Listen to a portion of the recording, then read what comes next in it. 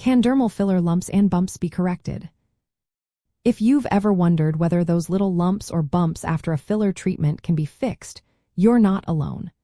Many people experience minor irregularities after dermal filler injections, but the good news is that most of these issues can be corrected.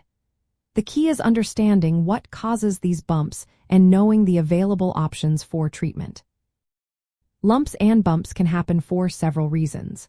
Sometimes, uneven distribution of the filler during injection causes small bumps. Swelling or mild inflammation can also create temporary irregularities. In some cases, the body's immune response may lead to the formation of small nodules called granulomas. The type of filler used plays a role too.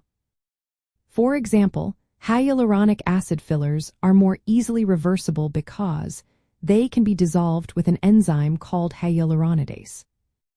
When it comes to correction methods, the first step often involves gentle massage.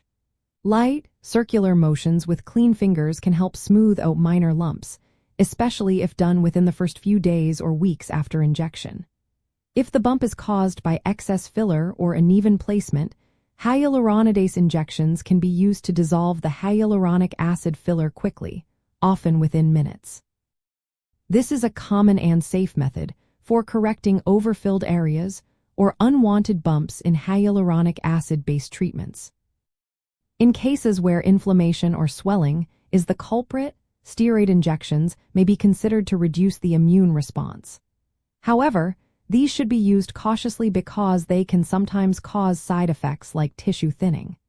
For surface irregularities or minor surface bumps, laser therapy can be an option to improve skin smoothness, but it is less effective for deeper lumps. For severe cases or permanent fillers, surgical removal might be necessary.